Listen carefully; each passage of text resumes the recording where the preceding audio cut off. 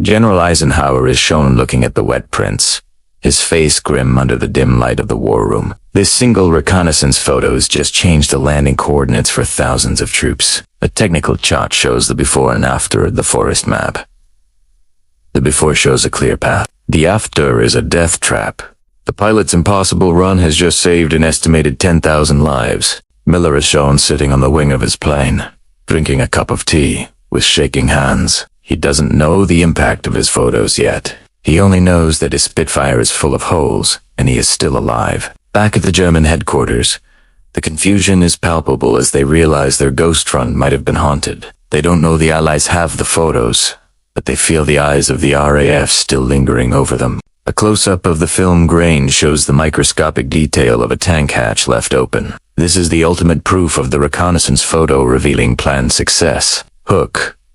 But a new problem was emerging at the front. The scene shifts to the Normandy beaches on the eve of the invasion.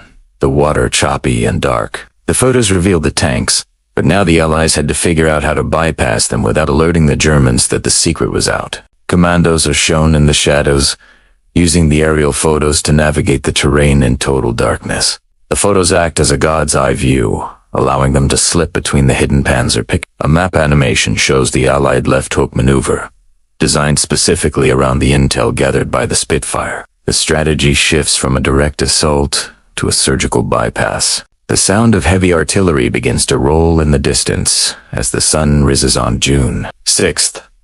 The impossible photo is now a tactical Bible for the officers hitting the beach. We see a close-up of a soldier's hand holding a cropped version of Miller's photo as he crouches in the head. He knows exactly which cluster of trees holds the enemy fire, thanks to the pilot's bravery. The action intensifies as a hidden 88mm gun opens fire, but an Allied tank warned by the intellis, already aiming at its position. The Ghost Army is being dismantled piece by piece. A technical comparison shows the accuracy of the photos versus the actual ground reality. The deviation was less than 10 meters. For 1944 technology, this was a miracle of precision. Miller is called into a debriefing room where he is shown the impact of his flight. He sees the maps covered in red ink, marking the kills made based on his film. He realizes his camera was more lethal than any machine gun. Archive footage of the Panzer Lehr Division retreating shows the physical toll of the impossible discovery. The hunter has become the hunted, all because of a single frame of film. A soldier finds a discarded German camera in a trench, a symbolic passing of the torch in aerial dominance. The Allies now own the sky and the truth. HOK. Here is where the legacy truly begins. After the breakout from Normandy, the Miller method of low-level high-speed recon becomes standard operating procedure. Other pilots are trained to look for the unnatural shadows and the straight lines of the dew. We see a montage of different reconnaissance photos from across the European theater, each one revealing a hidden secret. The reconnaissance photo revealing plan has evolved into a global strategy. Technical specifications of the upgraded K24 cameras are shown on screen, highlighting how they were modified for even lower altitudes. The war is being won through the lens as much as the bayonet. A veteran photo interpreter is interviewed years later, describing the chills he felt when he first saw the hidden tanks appear in the chemicals. To him, it was like seeing a ghost come to life. The scene transitions to the modern day, showing a satellite view of the same French forest. The hedgerows are still there, but the scars of the tanks have faded into the earth. An analyst at a modern workstation uses AI to scan satellite imagery for unnatural patterns. The technology has changed, but the fundamental principle remains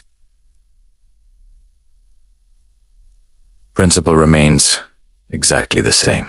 We see a side-by-side comparison of Miller's 1944 photo and a modern thermal image. The human eye's ability to spot a glint or a shadow is still the final decider in high-stakes intelligence. The music shifts to a more somber, respectful tone as we see a memorial to the reconnaissance pilots who never returned. Many died trying to replicate Miller's impossible run. A close-up of the Distinguished Flying Cross Medal is shown, the one awarded to Miller for his June 2nd mission. The citation reads, "For courage in the face of certain death, to secure the light of truth." The screen fades to a deep blue, echoing the color of the Spitfire that changed history. The story of the impossible photos It's a story of human intuition over mechanical limits. Hook. But why does this matter to us today? In a world of deepfakes and digital manipulation, the raw negative of 1944 reminds us that ground truth is the only real currency in conflict. The photo doesn't lie. It only waits to be understood. We see a classroom at a military academy where students are studying the 1944 prints. They are learning that the most important tool in any cockpit is the mind of the pilot. An animation shows how the reconnaissance photo revealing plan paved the way for the U-2 spy plane and, eventually, the GPS systems we use every day. We are living in the world Miller helped visualize. A high-speed jet is shown today, capturing images at supersonic speeds. The legacy of the unarmed blue Spitfire is found in every eye in the sky that protects modern borders. We return to the image of the forest clearing. The narration highlights how easy it is to miss the truth if you are looking from too high up. Sometimes, you have to go low. A quick montage of the 5 critical moments. The takeoff, the first pass, the flak, the glint, and the landing. The pacing picks up, recapping the intensity of those 24 hours. The running count of tanks discovered is finalized on screen. 142 vehicles that would have otherwise ambushed the D-Day landings. The impossible wasn't just done, it was mastered. A quote from Eisenhower appears on screen. The intelligence gathered by our aerial eyes was the margin of victory in the West. The reconnaissance photo revealing plan was that margin. The pilot, Miller, is shown in his later years, looking at a copy of the photo he took. He doesn't look like a hero. He looks like a man who simply did his job when the world was watching. The camera zooms out from the photo until it becomes a single pixel in a vast digital archive. Millions of photos exist now, but few carry the weight of this specific frame. HOOK. This is the final lesson of the lens. Success in the face of impossible odds isn't about having the best weapons. It's about seeing what others refuse to see. It's about the courage to look closer when everyone else is turning away. The music reaches a triumphant crescendo as we see a modern Spitfire flying at an air show, its engine roaring for a new generation. It is a flying reminder of the day the impossible was photographed. A call to action appears on screen over a shot of a historical archive. Understanding our past is the only way to navigate our future. Tactics change, but bravery is a constant. The final credits begin to roll over a slow-motion shot of the Ka-17 camera shutter closing one last time. The screen starts to fade to black, but the red circle of discovery remains for an extra second. If you want more stories of tactical innovation against impossible odds, hit subscribe. Next week, the Ghost Army of the Ardennes. See you then. The screen goes to black. One single frame. 1,000th of a second. This is the impossible challenge of the 1944 reconnaissance photo revealing plan. The black screen vibrates with the heavy drone of a World War II propeller and muffled radio static before a sharp camera shutter clicks. A blurry aerial photo suddenly sharpens into high definition as the orchestral swell grows mysterious. The odds were impossible. A lone, unarmed Spitfire versus an entire hidden panzer division. Military analysts said detection was a statistical 0. The strategic map of northern France zooms into a dense forest canopy while the wind whistles at high altitude. But on June 2nd, 1944, everything changed. Allied command needed the truth before the D-Day landings. Though every expert predicted the camera would see only trees. Quick cuts show a pilot strapping into a cockpit and a camera lens being polished to a rhythmic heartbeat. What happened in the next 24 hours would completely rewrite military intelligence, because one pilot didn't just survive. He captured the invisible. A red circle appears on a black and white photo, highlighting a hidden Tiger tank barrel as a tense violin note holds high. The method used is a trick of light and shadow that defies standard logic. The tactic is still taught at the Defense Intelligence Agency. Today, a clock face ticks rapidly toward a deadline while fast-paced percussion begins to drive the energy. The moment the analysts figured it out, at minute 7 of this film is absolutely brilliant. They saw what should have been hidden in plain sight. A timeline slider moves back from 1944 to 1939 as the music settles into a steady, building rhythm. Our story begins in the early dawn hours of the reconnaissance revolution, when the world was blind to the movements of the Third Reich. Archives of early World War II bombers being shot, done by flag play over the thump of anti-aircraft fire. Before 1944, gathering intel was a suicide mission with low yields. Command was desperate for a new way to see through the fog of war. A close-up of a Fairchild K-17 aerial camera's massive glass lens reveals the mechanical worry of gears. This machine was the weapon. Not a gun, but a 200-pound eye capable of freezing time from 30,000 feet in the air. The main reconnaissance photo is slid across a wooden table with a distinct paper sliding sound. This is the photo they said couldn't exist. The moment the impossible became the only evidence that mattered. Hook. But here's what nobody knew at the time. A wide shot of an RAF airfield in 1944 is shrouded in morning mist with distant bird chirping and engine warm-ups. June 1944.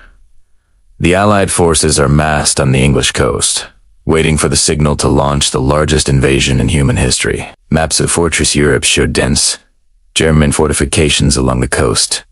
As paper maps rustle, intelligence reports are conflicting. The British believe the panzers are at Calais, while the Americans suspect they are hidden in Normandy. A profile shot of a young RAF pilot officer shows him looking exhausted against the sound of soft wind. Meet Pilot Officer Andrew Spookmiller. His job isn't to fight. His job is to fly a blue Spitfire over the most defended airspace on Earth. A diagram shows a Spitfire stripped of its guns to make room for fuel and cameras amidst metallic clinking. The technical disadvantage was staggering.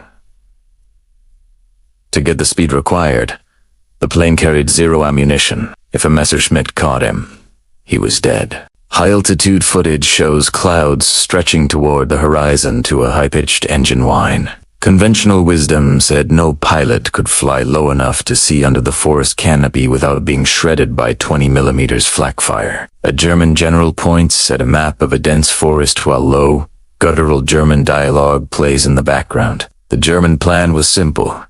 Use the bocage, the thick, ancient French hedgerows to vanish an entire army from Allied eyes. Archive footage shows tanks being covered in heavy camouflage netting to the sound of flapping canvas. They weren't just hiding.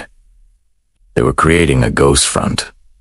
If the Allies landed where they thought it was empty, it would be a massacre. A magnifying glass moves over a blank-looking aerial photo to the sound of focused, heavy breathing. The first 3 missions returned with nothing, showing only green fields and silent woods. The impossible label began to stick. A close-up of a calendar flips to June 2nd with a sharp ding sound. Time was running out as D-Day was only days away. Eisenhower demanded proof of the panzer positions, or the invasion might be delayed. The pilot's hand grips the throttle and pushes it forward as the engine roar increases in volume. This is the moment where the mission shifts from routine to historical desperation. HOOK. The next 60 seconds would change everything. The blue Spitfire takes off from a grass runway, clipping the mist to a heavy engine takeoff roar. Miller takes off at 5 o'clock, choosing not to fly at 30,000 feet, but to do something no one recommended. He's going low. A POV shot from the cockpit skims just above the waves of the English Channel to the sound of rushing water.